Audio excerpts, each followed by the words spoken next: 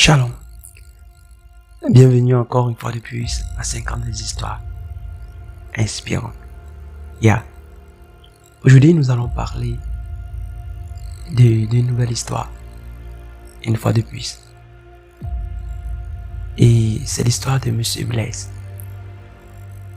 J'ai été formé par l'un des meilleurs formateurs, vendeurs, managers lorsque je travaillais dans une entreprise de la place. Et tout le monde voulait être dans notre équipe. Oui, Monsieur Blaise, il était le meilleur formateur. Il a formé les meilleurs vendeurs. Il a formé les meilleurs managers de l'entreprise.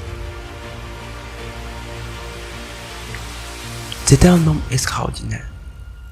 Un enseignant charismatique, éloquent, avec un salaire de près de 7 chiffres. Un haut cadre et il avait, bref, tout ce qui était bien pour être riche, car il avait de l'argent. Tout le monde admirait cet homme à cause de ses exploits et de son équipe. Puis un jour, sur le chemin de chez moi, je rencontrais M. Blaise et il me faisait savoir qu'il habitait non loin de notre rencontre. C'est certainement un plaisir d'avoir un tel homme comme voisin. Il me faisait comprendre qu'il est nouveau dans le quartier et qu'il me sollicite pour une cérémonie chez lui. Il avait besoin de chaises, tables et quelques couverts. Je lui ai répondu avec enthousiasme. Mais mes parents ont une entreprise qui offre des services depuis plus de 15 ans. C'est ainsi qu'il est devenu proche de la famille. Chaque fois qu'il avait des cérémonies, maman lui faisait confiance au point où elle faisait des rabais, des réductions chaque fois. Il pouvait prendre le matériel, puis il payait plus tard. Un jour, nous l'avons livré le matériel. Non seulement il n'a pas réglé la facture, mais il a aussi dupé son voisin. Et il nous a fait comprendre qu'il avait rendu le reste à son voisin. L'homme qui, pour moi, était un modèle influent, à cet instant, il a perdu sa valeur à mes yeux. Car il n'avait plus ce regard de leader,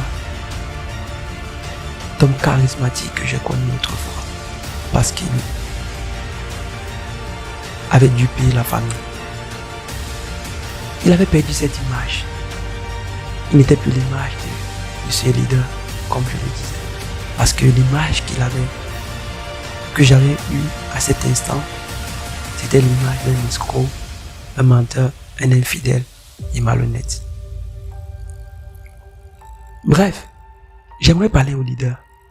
J'aimerais parler à ceux-là qui inspirent plusieurs autour d'eux.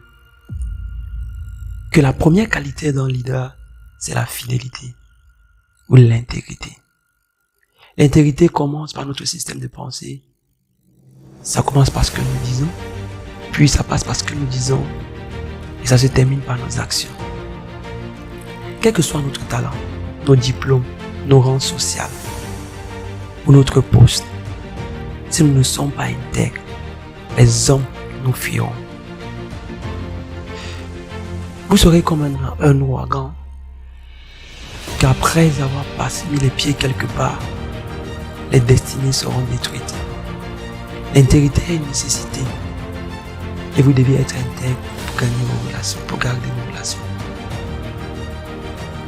J'aimerais dire à quelqu'un, si tu es leader, fais tout et tout pour être intègre. Ce que tu dis, fais-le. Ce que tu penses, fais-le. Et garde toujours dans la tête que les hommes te regardent. Et si tu fais un faux pas, tu vas chuter et tout le monde va chuter. Que le Seigneur vous bénisse. À la prochaine fois. pour une autre histoire. Plus.